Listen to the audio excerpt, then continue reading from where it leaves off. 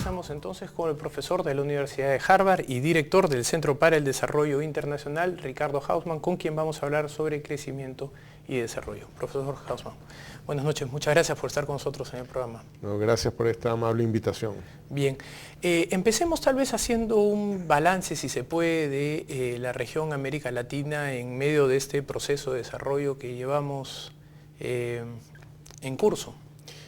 Bueno, diría Suramérica le ha ido bien esta última década en promedio, en parte porque es una región muy concentrada en commodities, en recursos naturales, que le ha ido bien por la subida de los precios, el crecimiento en China, etc.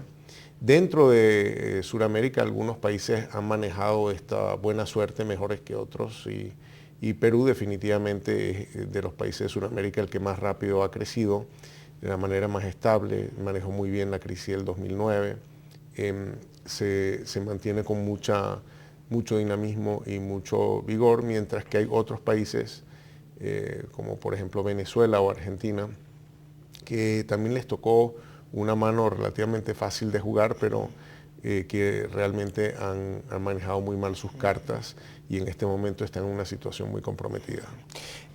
Durante estos últimos, sobre todo 8 o 9 años, ha habido un aumento importante en los precios de los commodities, ¿no? De los productos primarios, digamos, ¿no?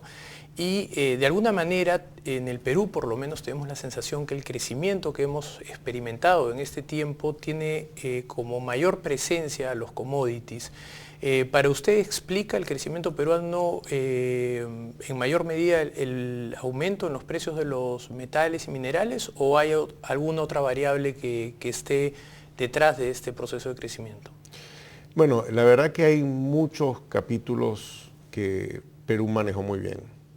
Creo que Perú ha tenido una política fiscal ejemplar, un manejo monetario y cambiario ejemplar, su apertura económica, su manejo del ambiente de inversiones. Todas esas cosas han ayudado a aprovechar las oportunidades que estaban en el Perú desde hace mucho tiempo, pero que los marcos previos de política económica no le permitían aprovechar. Perú tuvo un aumento importante en el precio de los metales, pero también tuvo muchísima inversión. Y esa inversión es un reflejo no solamente de los precios, sino del ambiente económico, de la confianza que genera las instituciones, las reglas, el manejo de la macroeconomía, la política minera. Y eso le ha permitido aumentar los volúmenes, aumentar la inversión, y eso ha tenido un efecto multiplicador sobre el resto de la economía. Sin embargo, a mí sí me preocupa que el crecimiento del Perú en lo que se refiere a productos que son exportables esté muy concentrado en los minerales, el gas, etc. Porque los países que crecen de manera sostenida terminan diversificándose hacia otras cosas. Y cuando uno compara al Perú con países que tienen más exportaciones mineras que el Perú, en términos per cápita, digamos, y que son más ricos que el Perú, esos países son muchísimo más diversificados que el Perú. Australia, por ejemplo. Australia, Canadá, Noruega, Malasia, Chile. O sea, hay un reto en el Perú de lograr una diversificación de su economía y creo que esa es una tarea pendiente.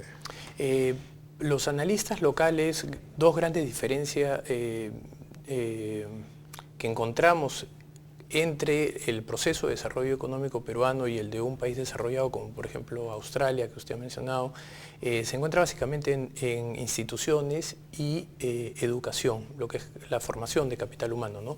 En el caso peruano tenemos unas instituciones con una calidad muy pobre y no encontramos todavía cómo romper ese círculo vicioso.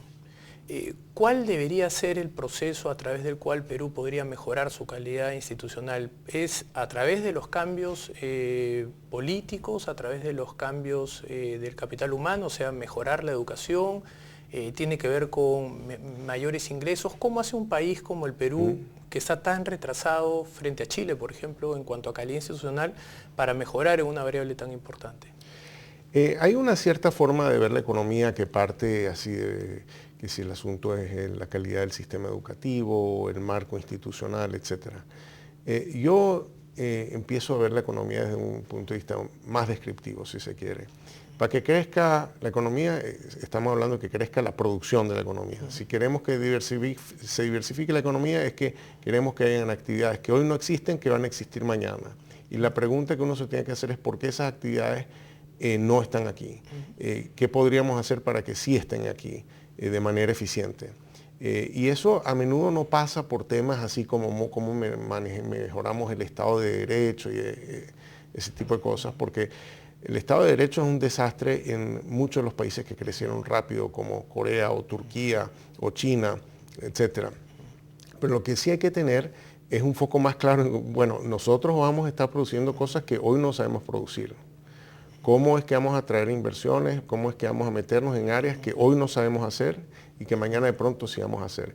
Y en eso a mí me parece muy importante destacar que Lima es una de las ciudades más grandes del mundo. Lima concentra un porcentaje inusualmente alto de la población del país, 30%.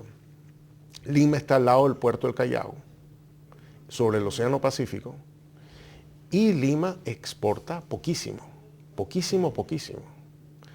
Y entonces uno se imaginaría que una sociedad que se está diversificando, etcétera, que tiene tanto talento concentrado en una sola ciudad, que no tiene que atravesar la cordillera de los Andes para llegarle al mar, está allá al lado del mar, que en esa ciudad se deberían poder hacer cosas que son globalmente competitivas.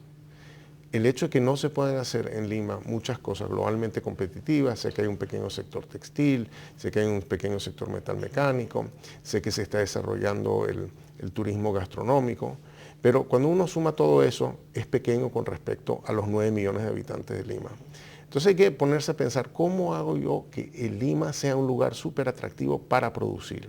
Y eso pasa por crear espacios en Lima donde se pueda ser productivo, donde estén todos los servicios, donde los trabajadores puedan llegar con facilidad en las mañanas y retirarse a sus casas, donde la mercancía pueda llegar con facilidad y salir, donde esté la electricidad de calidad, el agua, el tratamiento de agua, el entrenamiento laboral, los sistemas logísticos que funcionan rápido, etc. Una ciudad que ha crecido tan rápido y tan aluvionalmente, zonas que hace 30 años o 40 años las pensábamos como zonas industriales, ahora están en el centro de Lima. Y no hemos pensado físicamente dónde es que vamos a estar produciendo con eficiencia. Entonces yo creo que el reto es decir, no, nosotros sí vamos a tener espacios en Lima, que son espacios de alta productividad, que puedan atraer con facilidad a los talentos diversos que tiene la ciudad para hacer cosas que se pueden hacer con productividad y globalmente eficientes. Yo creo que ese es el reto. Después vemos ahí cómo mejoramos las instituciones que requiere esa tarea, pero es esa tarea la que hay que lograr.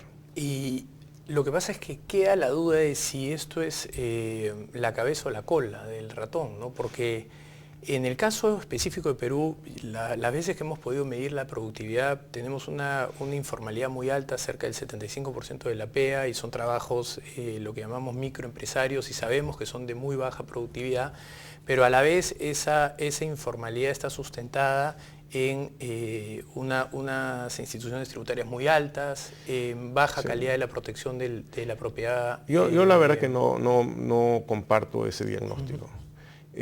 Nosotros siempre hemos querido ver que la productividad, la informalidad tiene que ver con las regulaciones del Estado. La informalidad tiene que ver con la falta de empleos formales.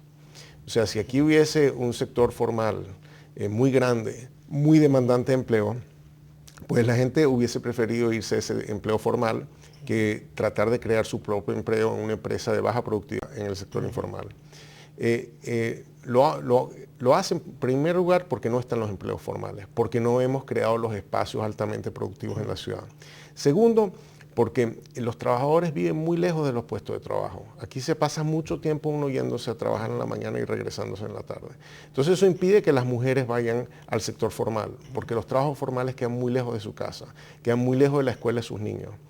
Entonces, ¿qué hacen? Terminan trabajando en algún lugar cerca de su casa, donde no están todos los servicios, donde no se pueden crear organizaciones más importantes, donde están desconectados de la red financiera, de la red eléctrica, de la red de agua, de la red de logística. Y entonces en esos espacios se produce con baja productividad. Entonces la informalidad es consecuencia de la desconexión, de la falta de acceso a las redes, de la falta de acceso a los mecanismos que permiten la productividad moderna. Bien, vamos a hacer una breve pausa, vamos a regresar, seguimos con el profesor Ricardo Hausmann. Una pausa y regresamos. Scotiabank descubre lo